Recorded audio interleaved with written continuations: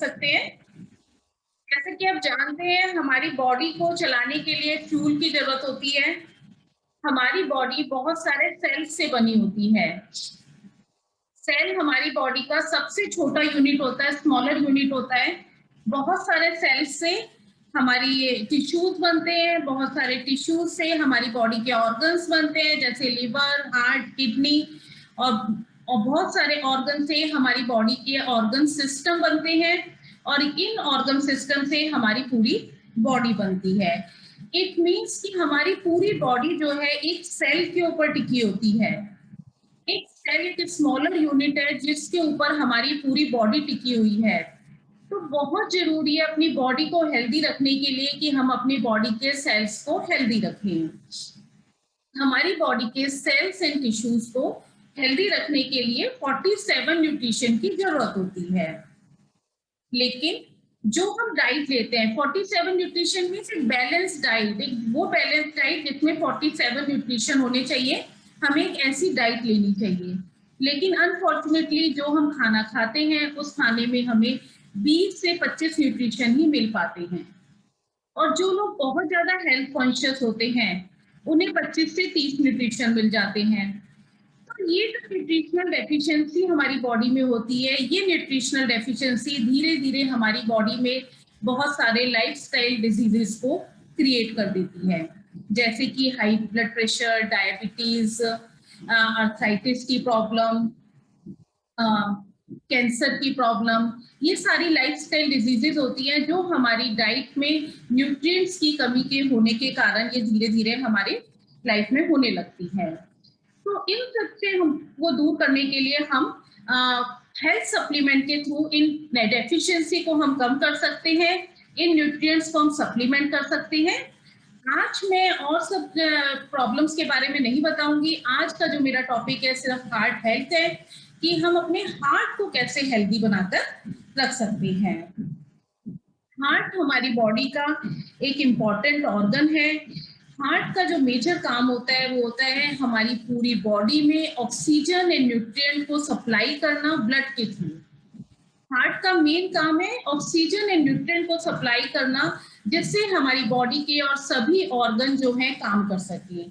और ये oxygen and nutrient हमारा हार्ट ऑक्सीजन ब्लड के थ्रू ट्रांसपोर्ट करता है। और हार्ट का काम होता है कि हमारी बॉडी से कार्बन डाइऑक्साइड को और जितना भी वेस्ट प्रोडक्ट है उसको रिमूव करना। तो ये सारा काम हमारी बॉडी में हमारा हार्ट ब्लड के थ्रू करता है।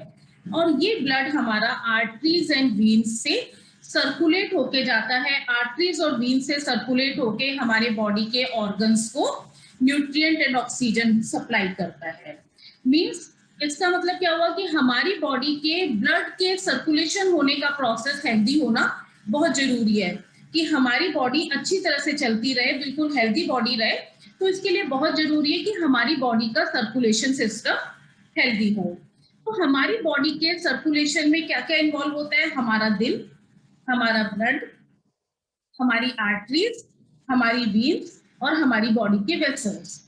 तो इन सबको मिलाकर हमारी बॉडी का कार्डियोवास्कुलर सिस्टम बनता है, जिसको हम कहते हैं कार्डियोवास्कुलर सिस्टम। और इन सभी ऑर्गन से रिलेटेड जो हमारी बीमारियां होती हैं उनको हम कहते हैं कार्डियोवास्कुलर डिजीजेस। तो आज हमारा मेन टॉपिक है, आज का टॉपिक है कि हम कार्डियोवास्कुलर डिजीजेस के बारे में डिस्कस करेंगे कि कार्डियोवास्कुलर डिजीजेस क्या होती हैं।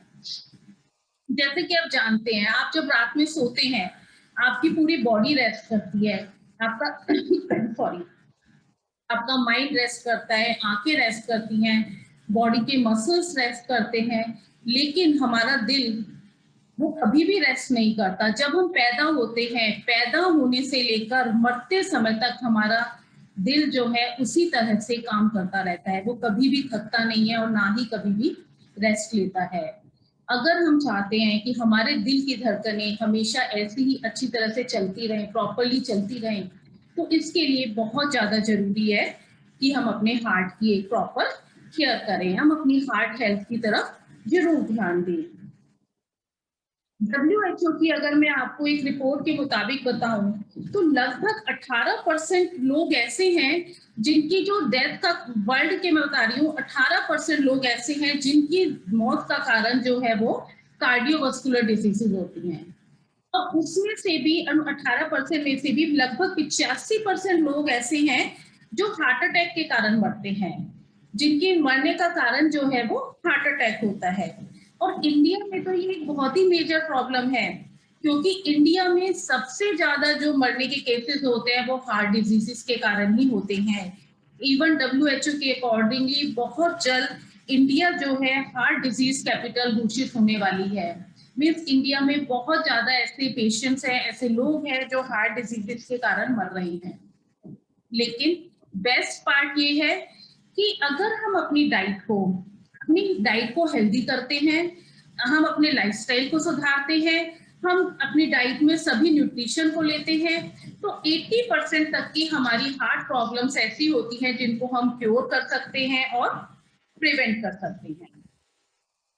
हम जो भी खाना खाते हैं उस खाने में जितनी भी चिकनाई, जितना भी कोलेस्ट्रॉल, चिकनाई होती है, वो सब हमारे हार्ट से होकर गुजरता है। अब जैसे जब हम ज्यादातर लगातार हम चिकना खाना खाते रहते हैं, तो ये कोलेस्ट्रॉल, ये चिकनाई धीरे धीरे हमारी नसों में जमने लग जाती है। और जैसे ही ये हमारी नलिकाओं में जमने लगती है तो सॉरी, ये वहां पर ब्लॉकेज को प्रोड्यूस कर देती है, हमारी नलिकाओं में ब्लॉकेज होने लग जाती है। और जब बहुत ज्यादा समय तक हम चिकना फूड खाते रहते हैं और हमारी ये ब्लॉकेज, हमारी ट्यूब में ब्लॉकेज लगभग 70% के आसपास हो जाती है, तो हम एंजाइना पेन की प्रॉब्लम से सफर करते हैं। एंजाइना पेन होता है जिसमें लेफ्ट साइड में बहुत ज्यादा पेन होता है, हार्ट में घुटन टाइप की महसूस होने लगती है, बहुत ज्यादा बेचैनी होती है, हार्ट बीट एकदम इरेगुलर हो जाती है और जबड़ों में दर्द होने लग जाता है। और लेकिन जब ये ब्लॉकेज लगभग 100% के आसपास हो जाती है, तो दर्द बहुत ज्यादा बढ़ जाता है और बहुत तेज पसीना आता है और बहुत सीवियर पेन होता है। और ये जो प्रॉब्लम होती है हमें हार्ट अटैक को क्रिएट करती है। बहुत सारी ऐसी प्रॉब्लम, जैसे हार्ट अटैक के, एक तो मैंने आपको ये रीजन बताया कि जब कोलेस्ट्रॉल जमा होने लग जाता है हमारी कैपिलरी, हमारी नसों के अंदर, आर्टरीज के अंदर जब कोलेस्ट्रॉल जमा होने लग जाता है तो हार्ट अटैक होता है। इसके अलावा और बहुत सारी कंडीशंस ऐसी होती हैं जो हमें लेटर स्टेज में जाके हार्ट प्रॉब्लम्स देती हैं। ये जो प्रॉब्लम, ये जो बीमारियां मैं अभी आपको बताने जा रही हूँ जो धीरे धीरे हमें हार्ट प्रॉब्लम क्रिएट करती हैं, ये एक तरह से मीठा जहर होता है।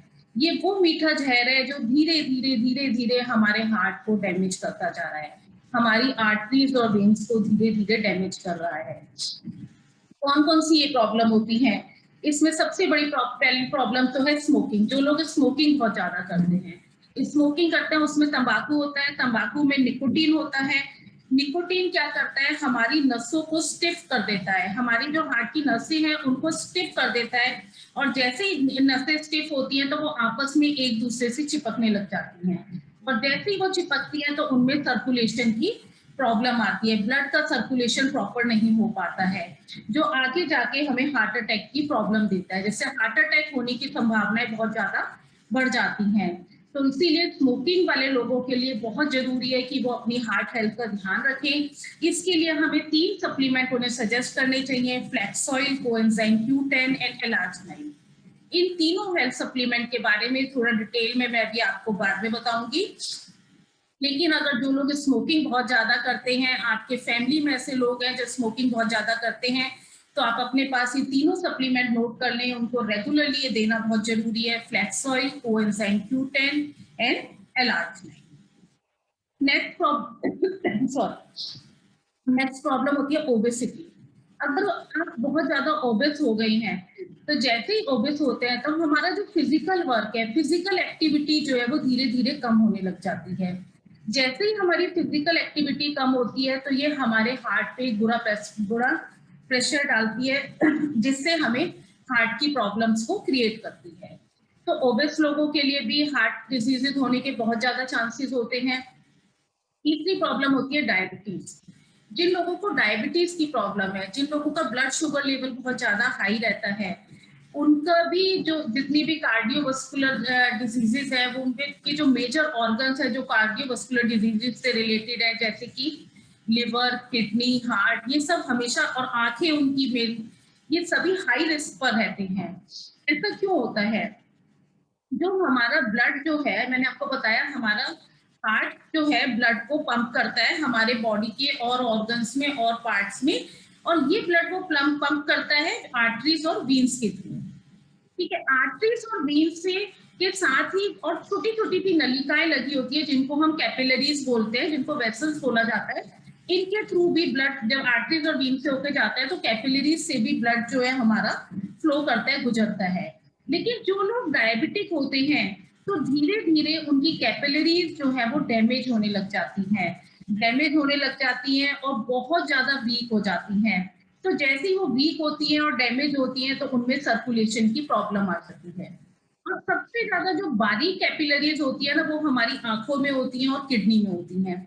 इसीलिए तो जितने भी लोग डायबिटिक होते हैं, आपने देखा होगा कि जिनको डायबिटीज बहुत ज्यादा रहती है, उन लोगों की लेटर एज में जब बहुत लंबे समय तक डायबिटीज की प्रॉब्लम है तो आंखों की रोशनी कम हो जाती है, किडनी में बहुत ज्यादा प्रेशर होता है, किडनी खराब होने लग जाती है, क्योंकि वहां पे इतनी बारीक कैपिलरीज होती है कि वो बहुत जल्दी जो है वो डायबिटीज के कारण डैमेज होने लग जाती है। तो इसके लिए बहुत जरूरी है कि हम उनको शुरू से ही ध्यान दें, जिससे कि उनका जितना भी कार्डियोवास्कुलर सिस्टम है, आर्टरीज, वेन्स और कैपिलरीज जो है, अगर कोई पर्सन डायबिटिक है तो उसको बहुत जरूरी है कि वो अपने हार्ट पर, लिवर पे, आर्टरीज पे, वीन्स पे बहुत ज्यादा ध्यान दिया जाए।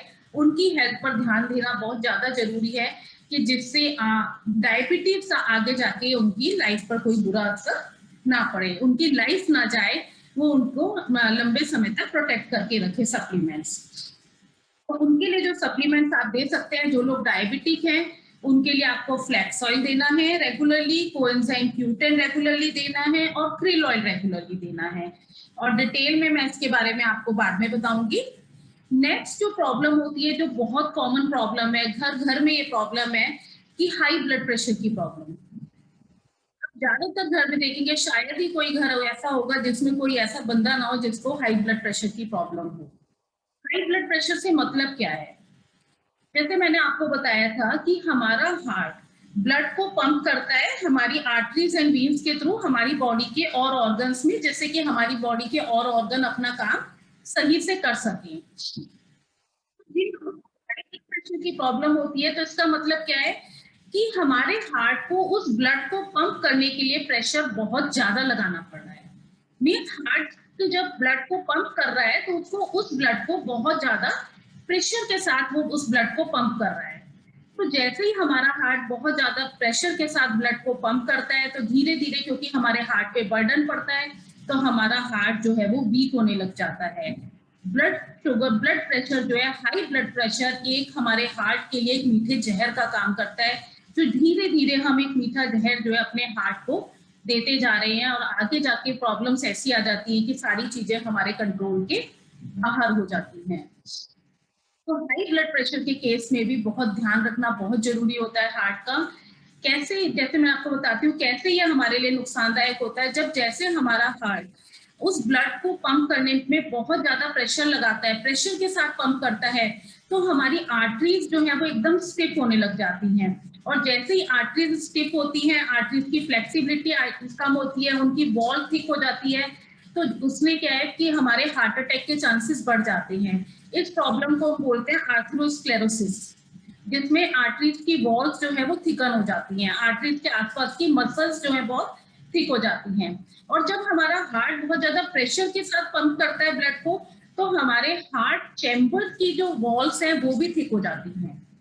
जैसे आगे जाके जब लंबे समय तक ऐसे ब्लड प्रेशर हाई बहुत लंबे समय तक रहता है, तो हमारे हार्ट की चैम्बर्स की मसल्स भी थिक हो गई, हमारी आर्टरीज की मसल्स भी थिक हो गई, तो हमारा हार्ट जो है उस प्रॉपर ब्लड को हमारे बॉडी में सर्कुलेट नहीं कर पाता है जितनी हमारी बॉडी की रिक्वायरमेंट है। हमारी बॉडी की रिक्वायरमेंट के अकॉर्डिंगली हमारा हार्ट जो है उस ब्लड को सर्कुलेट नहीं कर पाता है, पंप नहीं कर पाता है। और जैसे ये प्रॉब्लम आती है कि हमारा हार्ट ब्लड को पंप नहीं कर रहा है, उसी प्रॉब्लम को हम कहते हैं हार्ट फेलियर, जिसमें हमारी हार्ट फेलियर की प्रॉब्लम आ जाती है। तो ये कब होता है? जब बहुत लंबे समय तक हाई ब्लड प्रेशर रहता है, हम उसको कंट्रोल नहीं करते हैं, हमारे हार्ट चैम्बर की वॉल्स थिक हो जाती हैं, हमारी आर्टरीज की वॉल्स थिक हो जाती हैं, तो ये लेटर स्टेज में जाके हार्ट फेलियर की प्रॉब्लम दे सकता है। तो आज मैं आपको सप्लीमेंट बताने जा रही हूँ, जिन जिन के घर में ये लाइफस्टाइल डिजीजेस की प्रॉब्लम से आप सफर कर रहे हैं, तो इन सप्लीमेंट्स को जरूर दें, जरूर इन सप्लीमेंट्स को यूज करें अपनी लाइफ को बचाने के लिए।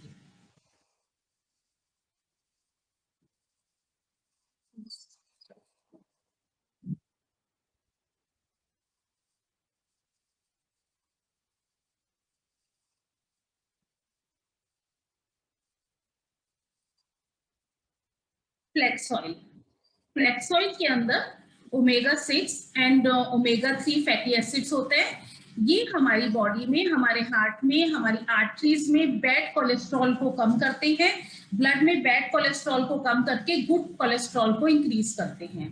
जैसे ही हमारे ब्लड में बैड कोलेस्ट्रॉल बढ़ने लगता है, तो जब हमारा हार्ट उस ब्लड को पंप करता है, तो वो बैड कोलेस्ट्रॉल जो है के कारण हमारी आर्टरीज के अंदर खून के थक्के जमा हो जाते हैं, और जैसे ही वो खून के थक्के जमा होते हैं, हमारे ब्लड को मूव करने के लिए जगह नहीं मिलती है, स्पेस नहीं मिलता है, जो हमारे लिए बहुत धीरे धीरे जाकर आगे जाकर ये हमारे लिए बहुत ज्यादा हार्मफुल हो सकता है। तो फ्लैक्स ऑयल जो है हमारा अलसी के बीज का ऑयल होता है, जिसमें ओमेगा 3 एंड ओमेगा 6 दोनों फैटी एसिड्स होते हैं।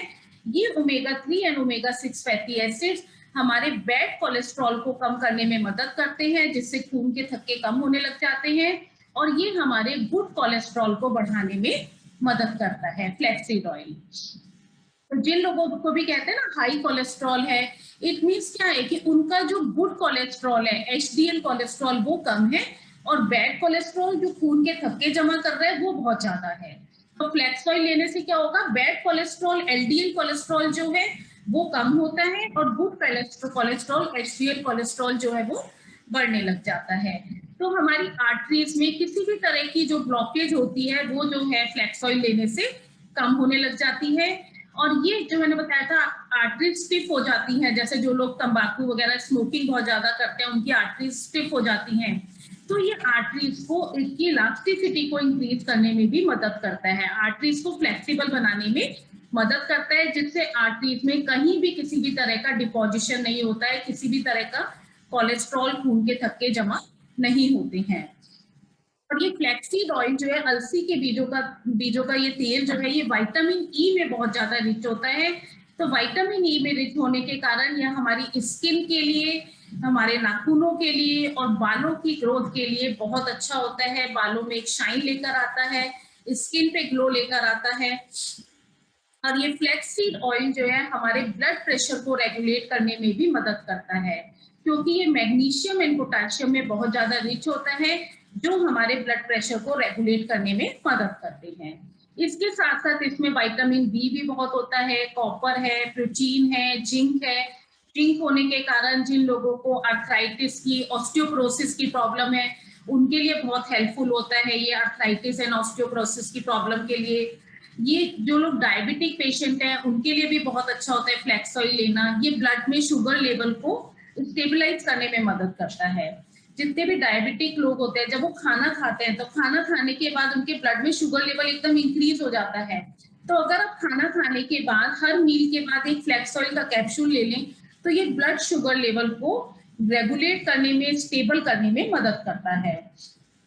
फ्लैक्स ऑयल बॉडी के फैट को बर्न करने में भी मदद करता है। जो लोग फैटी हैं उनके लिए भी बहुत अच्छा है, क्योंकि ये बॉडी फैट को बर्न करने में मदद करता है। वुमेन्स के लिए बहुत अच्छा होता है। वुमेन में हार्मोनल इम्बैलेंस की प्रॉब्लम बहुत ज्यादा होती है, जिससे वुमेन में मीनोपॉज के टाइम में जैसे हॉट फ्लैशेस की प्रॉब्लम है, हार्मोनल इम्बैलेंस की प्रॉब्लम है, अगर ब्रेस्ट में किसी भी तरह की सिस्ट हो गई है, मेंस्ट्रुएशन साइकिल रेगुलर नहीं है, बहुत जल्दी आ जाती है या बहुत लेट आ जाती है, तो इन सभी प्रॉब्लम को, जो हार्मोनल इम्बैलेंस से रिलेटेड है, इन सभी प्रॉब्लम को फ्लैक्स ऑयल दूर करने में बहुत ज्यादा मदद करता है। फ्लैक्स ऑयल को हमें दिन में 2 कैप्सूल लेने चाहिए। 2 कैप्सूल सफिशिएंट होते हैं।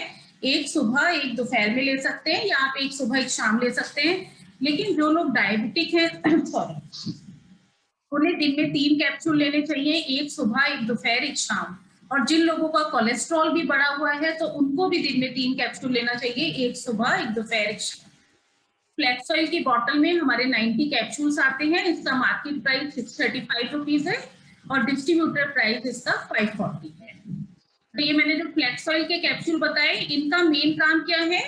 बैड कोलेस्ट्रॉल को कम करना, जिससे खून के थक्के कहीं भी बॉडी में अगर जम गए हैं आपकी आर्टरीज में, वीन्स में, तो उनको कम करना, आर्टरीज की इलास्टिसिटी को इम्प्रूव करना, स्टिफनेस को कम करना और आपके ब्लड शुगर लेवल को मेंटेन करना। नेक्स्ट प्रोडक्ट मैं आपको बता रही हूँ एलार्जिनाइन। एलार्जिनाइन, वेस्टीज एलार्जिनाइन, ये जो कुछ हार्ट हेल्थ इंग्रेडिएंट से बना हुआ है, जो है vitamin, lycopene, folic acid and रेस्वेट्रेट्रोल।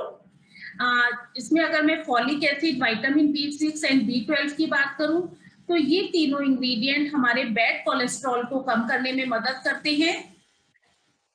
और अगर मैं लाइकोपीन की बात करूं, लाइकोपीन रेड कलर का पिगमेंट होता है जो टमाटर में पाया जाता है।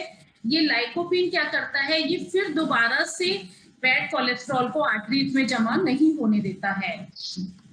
जैसे कि मैंने बताया, folic acid, B6 and B12 ये क्या करते हैं? कोलेस्ट्रॉल को, बैड कोलेस्ट्रॉल को कम करने में मदद करते हैं। और जो हमारा लाइकोपीन है, लाइकोपीन जो है कहीं भी कोलेस्ट्रॉल को आर्टरीज में डिपॉजिट नहीं होने देता है। अगर आप रेगुलरली एलार्जिनाइन ले रहे हैं तो कहीं भी बैड कोलेस्ट्रॉल आपकी आर्टरीज में डिपॉजिट नहीं होगा, कहीं भी प्लेग की प्रॉब्लम नहीं आएगी आर्टरीज में। और इसमें ग्रेप स्किन एक्सट्रैक्ट है, रिजोविट्रॉल है, बीट जूस एक्सट्रैक्ट है।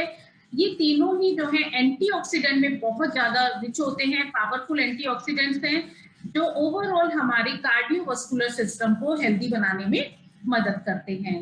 अगर मैं बीट जूस की बात करूं तो बीट जूस के अंदर नाइट्रेट नाम का केमिकल होता है। बीट जूस, चुकंदर का रस जो होता है, इसके अंदर नाइट्रेट नाम का केमिकल होता है। ये ब्लड प्रेशर को रिड्यूस करने में मदद करता है। जिन लोगों को भी हाई ब्लड प्रेशर की प्रॉब्लम है उन्हें रेगुलरली एलार्जिनाइन जरूर लेना चाहिए। ये ब्लड प्रेशर को रेगुलेट करने में, कम करने में मदद करता है, जिससे हार्ट डिजीजेस के रिस्क जो है, हार्ट डिजीजेस का खतरा कम हो जाता है। जैसे ही अगर आपका ब्लड प्रेशर नॉर्मल होगा तो आपके हार्ट डिजीजेस का खतरा कम हो जाता है।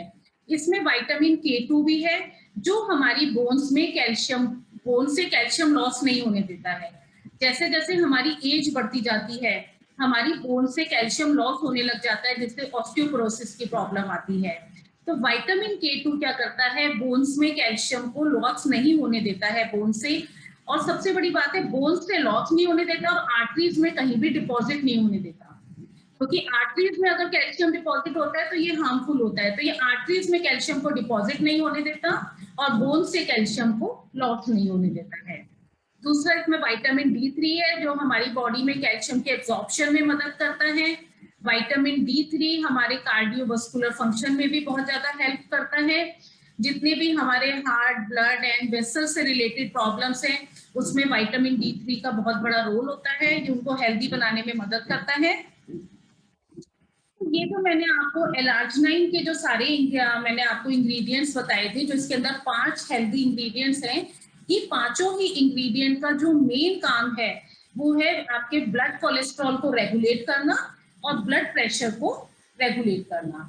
आपकी बॉडी में कोलेस्ट्रॉल लेवल को रेगुलेट करते हैं, मीन्स आपके बैड कोलेस्ट्रॉल को, LDL कोलेस्ट्रॉल को कम करके आपका HDL कोलेस्ट्रॉल, गुड कोलेस्ट्रॉल को बढ़ाने में मदद करते हैं और आपके ब्लड प्रेशर को रेगुलेट करने में मदद करते हैं।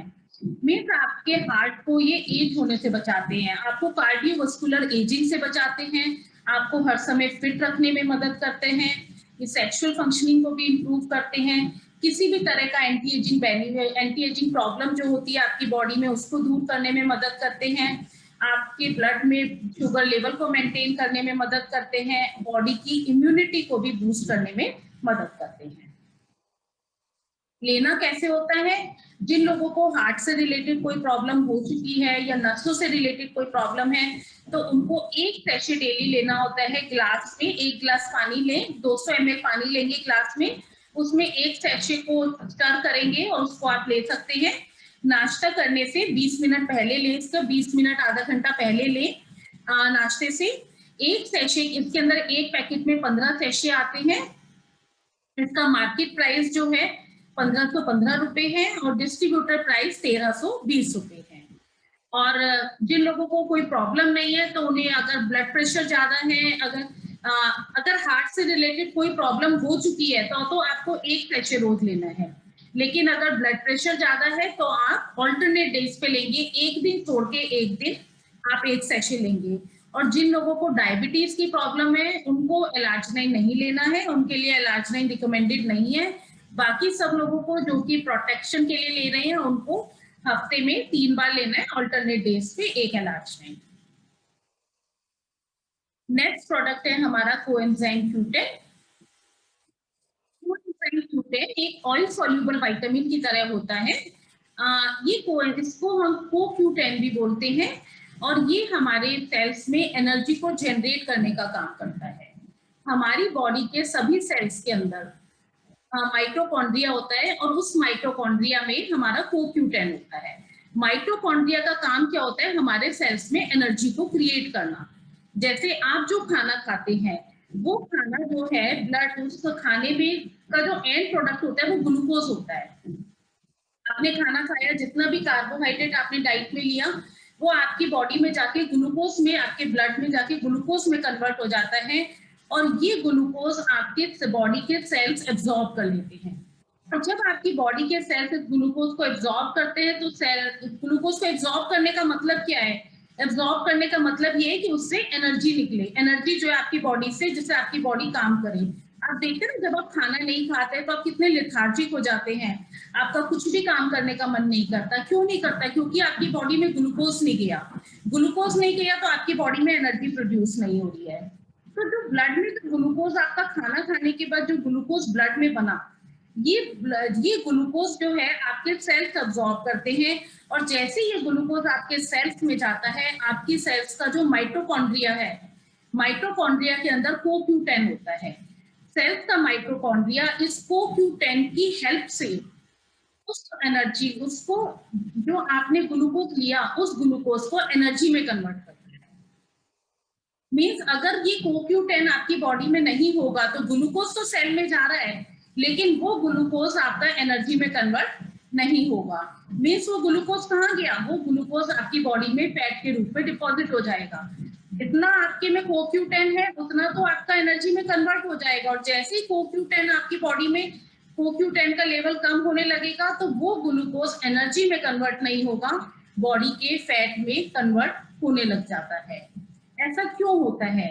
क्योंकि जब हम यंग होते हैं, जैसे नेक्स्ट स्लाइड में आप देखो कि जब हम यंग होते हैं, हमारी एज कम होती है, तो ये CoQ10 जो है हमारी बॉडी में नेचुरली जो है ये प्रोड्यूस होता रहता है, बनता रहता है। 30 साल तक की एज तक ये हमारी बॉडी में बहुत ज्यादा बनता है। तो इसीलिए 30 साल तक की एज तक क्या होता है, हमारी बॉडी का मेटाबॉलिज्म फास्ट होता है।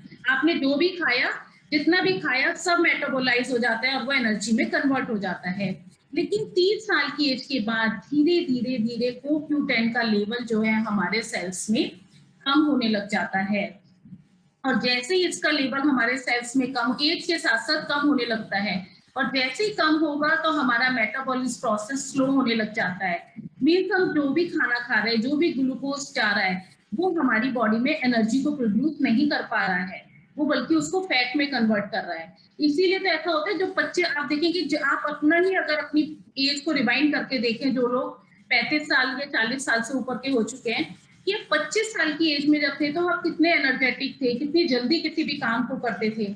और लेकिन क्या 35 साल की एज में भी आप उसी एनर्जी के साथ काम कर पाएंगे जिससे एनर्जी के साथ आपने 25 साल की एज में कराया? ऐसा बिल्कुल नहीं होगा।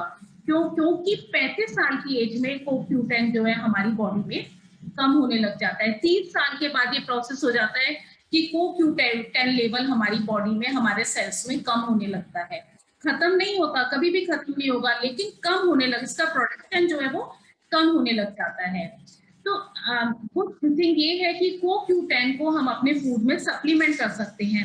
सप्लीमेंट के थ्रू हम इसका लेवल्स जो है अपने सेल में बढ़ा सकते हैं। जैसे जैसे बहुत सारी हमारी कंडीशंस होती है, जैसे heart diseases, brain disorders, brain की कोई भी प्रॉब्लम होती है, डायबिटिक की प्रॉब्लम होती है, कैंसर से रिलेटेड प्रॉब्लम होती है। ये सभी प्रॉब्लम जो है लो लेवल्स ऑफ CoQ10 से जुड़ी हुई है। अगर हमारी बॉडी में कोएंजाइम Q10 का लेवल कम होने लग जाता है तो हम हार्ट डिजीज से सफर करने लग जाते हैं, ब्रेन की प्रॉब्लम से सफर करते हैं, बहुत से लोगों को डायबिटीज हो जाती है, कैंसर की प्रॉब्लम से सफर करते हैं। तभी तो आपने देखा होगा ये सारी प्रॉब्लम्स आती कब है, ज्यादातर ये सारी प्रॉब्लम्स 35-40 साल की एज में जाकर हमारी बॉडी में आती हैं, जब CoQ10 लेवल हमारी बॉडी में कम होने लग जाता है। एंजाइना पेन की प्रॉब्लम जो होती है वो भी CoQ10 के कारण ही होती है। जो हार्ट के मसल्स, जो हमारे हार्ट के आसपास के मसल्स वीक हो जाते हैं, डैमेज होने लग जाते हैं, इरेगुलर हार्ट बीट की प्रॉब्लम जो है, ये सब CoQ10 की कमी के कारण आती है। अगर किसी की हार्ट सर्जरी हुई है तो हार्ट सर्जरी के बाद भी क्या होता है, CoQ10 लेवल हमारी सेल्स में बहुत ज्यादा कम हो जाता है। तो हार्ट सर्जरी के बाद अगर हम CoQ10 को सप्लीमेंट करें तो ये बहुत जल्दी हार्ट सर्जरी से रिकवर होने में मदद करता है। और CoQ10 का और काम क्या है, ये हमारे बॉडी के सभी मेजर ऑर्गन्स को ऑक्सीडेटिव डैमेज से बचाता है। एंटीऑक्सीडेंट्स में ये बहुत ज्यादा रिच होता है। एंटीऑक्सीडेंट पे रिच होने के कारण ये हमें ऑक्सीडेटिव डैमेज से बचाता है हमारे सेल्स को। ये हमारे हार्ट को, अगर आप CoQ10 रेगुलरली एक CoQ10 ले रहे हैं तो अगर आपको कभी हार्ट प्रॉब्लम भी कोई होगी ना तो आप कभी भी हार्ट प्रॉब्लम से मरोगे नहीं। मरने के रिस्क जो है बिल्कुल खत्म हो जाते हैं CoQ10 से। अगर प्रॉब्लम होगी तो वो कभी भी सीवियर कॉम्प्लिकेशंस नहीं होंगी, सीरियस प्रॉब्लम नहीं होगी, और आपके मरने के रिस्क जो है वो कम हो जाते हैं CoQ10 से। तो वो एक CoQ10 हमें डेली अपनी डाइट में जरूर लेना चाहिए 30 साल की एज के बाद। CoQ10 हमारे लंग्स के लिए भी बहुत ज्यादा हेल्दी होता है। जो लोग अस्थमैटिक होते हैं या जिनको क्रोनिक ऑब्स्ट्रक्टिव पुल्मोनरी डिजीज की प्रॉब्लम है, उनके लिए CoQ10 जरूर लेना चाहिए। ये हमारे लंग्स को स्ट्रांग बनाने में मदद करता है। जो लोग एक्सरसाइज बहुत ज्यादा करते हैं, तो अगर जो लोग एक्सरसाइज करते हैं तो उन्हें भी CoQ10 लेना चाहिए। CoQ10 क्या है, हमारे स्टेमिना को बिल्डअप करता है। जो एक्सरसाइज के टाइम में हमारे स्टेमिना को बिल्डअप करता है। आप एक्सरसाइज में की कैपेसिटी जो है आपकी वो इंक्रीज हो जाती है। इससे आपकी थकान को कम करने में मदद करता है। जैसे कुछ लोग है ना, बहुत ज्यादा सांस फूलता है, बार बार थोड़ा सा भी काम कर रहा है एकदम सांस फूलने लग गया, तो उन्हें CoQ10 जरूर लेना चाहिए। ये आपकी थकान को कम करता है और सांस फूलने की प्रॉब्लम को कम करने में मदद करता है।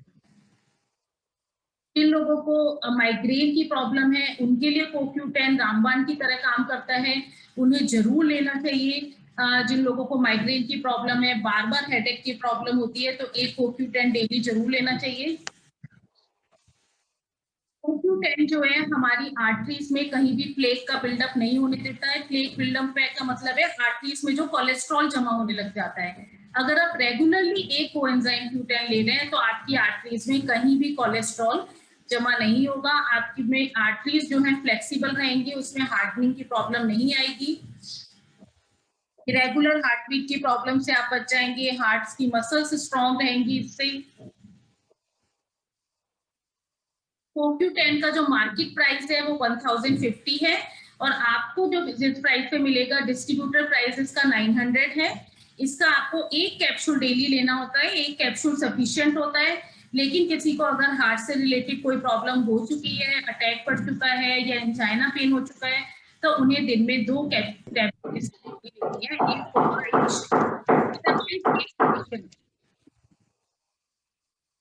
नेक्स्ट प्रोडक्ट जो मैं आपको बताने जा रही हूँ, ये नेक्स्ट एंड लास्ट प्रोडक्ट है मेरा आज का, virgin coconut oil. Virgin coconut oil क्या होता है, ये वर्जिन कोकोनट ऑयल और रेगुलर कोकोनट ऑयल जो होता है उसमें जो डिफरेंस होता है वो उनके एक्सट्रैक्शन प्रोसेस में होता है। वर्जिन कोकोनट ऑयल जो है ये बिना हीट करे कोकोनट की ग्रीस से निकाला जाता है। क्योंकि इसमें हीट नहीं देते तो इसके सारे न्यूट्रिएंट जो है वो इसमें इंटैक्ट रहते हैं, न्यूट्रिएंट लॉस नहीं होते हैं इसमें। तो वर्जिन कोकोनट ऑयल बहुत ज्यादा हेल्दी ऑयल होता है हमारे हार्ट के लिए, हमारी बॉडी के लिए, क्योंकि इसमें न्यूट्रिएंट्स जो है वो बहुत ज्यादा होते हैं। ये क्या कहते हैं, ये हेल्दी सैचुरेटेड फैट होता है जो हमारे और फैट जो होते हैं जैसे घी और ऑयल का फैट होता है, उन सब के कंपैरिजन में ये बिल्कुल डिफरेंट होता है। ये हेल्दी सैचुरेटेड फैट होता है जो हमारी बॉडी हेल्दी होता है, हमारी बॉडी के फैट को नहीं बढ़ाता है। क्यों नहीं बढ़ाता वो मैं आपको थोड़ी देर में बताऊंगी क्यों ये फैट को नहीं बढ़ाता है। ये कोकोनट ऑयल जो है ये फैट बर्निंग को बूस्ट करता है, हमारी बॉडी और ब्रेन को क्विक एनर्जी प्रोवाइड करता है।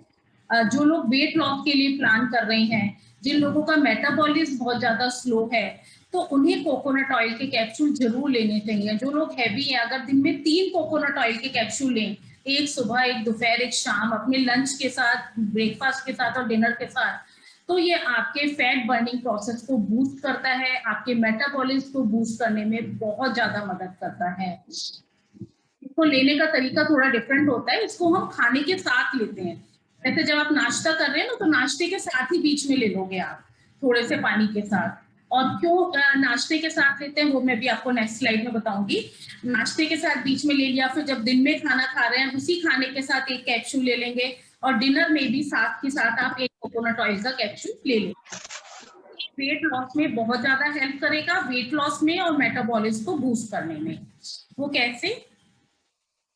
इसके अंदर अल्फा लिपोइक एसिड होता है। जो कोकोनट ऑयल होता है इसमें अल्फा लिपोइक एसिड होता है, और मीडियम चेन फैटी एसिड्स होते हैं जो हमारे कोलेस्ट्रॉल लेवल को कम करने में मदद करते हैं, हमारे लिवर के लिए बहुत हेल्दी होते हैं, हमारे ब्रेन के लिए बहुत हेल्दी होते हैं, और हार्ट के लिए बहुत हेल्दी होते हैं। तो ये मीडियम चेन फैटी एसिड्स जो है ये किस तरह से अच्छे होते हैं, हमारे फैट को रिड्यूस करने में किस तरह से मदद करते हैं, और कैसे हमारे लिवर, ब्रेन और हार्ट के लिए हेल्दी होते हैं। जैसे कि मीडियम, मैं आपको एक एग्जांपल से बताती हूँ। जैसे कि आप मान लीजिए कोई भी एक स्वीट डिश खा रहे हैं, अगर वो स्वीट डिश आप आधी खाएंगे तो क्या होगा, वो आधी स्वीट डिश आपकी बहुत आराम से आपकी बॉडी में डाइजेस्ट हो जाएगी। लेकिन आपने उसी स्वीट डिश के 2 पीस खा लिए, तो 2 पीस खाने के बाद क्या होगा, जितना आपका लिवर उसको डाइजेस्ट करेगा उतना तो वो उसे डाइजेस्ट कर लेगा, बाकी का जो एक्स्ट्रा होगा उसको क्या करेगा, वो फैट के रूप में आपकी बॉडी में डिपॉजिट कर देगा। इसी तरह से कोकोनट ऑयल का जो फैट है ये medium chain fatty acid, medium chain fat है। तो मीडियम चेन फैट होने के कारण छोटे फैट की चेन है, छोटे फैट की चेन होने के कारण ये बहुत जल्दी डाइजेस्ट हो जाएगी आपके लिवर में। जब आपने इसको खाने के साथ लिया तो ये आपके खाने को बहुत जल्दी, जब उस खाने के साथ मिक्स होकर उस खाने को डाइजेस्ट करने में मदद करेगी, उस खाने को फैट में कन्वर्ट नहीं होने देगी। अब जब डाइजेस्ट जल्दी हो जाएगी तो लिवर का बर्डन कम हो जाएगा, क्योंकि लिवर का मेन काम क्या होता है, हमारे खाने को डाइजेस्ट करना। तो डाइजेस्ट हो जाएगी तो लिवर का बर्डन कम होगा, लिवर का बर्डन कम होगा तो ये लिवर को हेल्दी बनाने में मदद करती है, आपके हार्ट के बर्डन को कम करती है, कोलेस्ट्रॉल को कम करने में मदद करते हैं। इसी तरह से कोकोनट ऑयल का मेन काम होता है कि आपके गुड कोलेस्ट्रॉल को इंक्रीज करना और बैड कोलेस्ट्रॉल को कम करना। जैसे ही गुड कोलेस्ट्रॉल आपकी बॉडी में इंक्रीज होगा तो क्या होता है, हमारा बैड कोलेस्ट्रॉल धीरे धीरे अपने आप ही कम होने लग जाता है, और हमारी बॉडी से ट्राइग्लिसराइड्स भी कम होने लग जाते हैं जैसे ही आपका गुड कोलेस्ट्रॉल इंक्रीज होता है। तो ये जो है हमारे ब्रेन के लिए और स्किन के लिए बहुत अच्छा होता है कोकोनट ऑयल।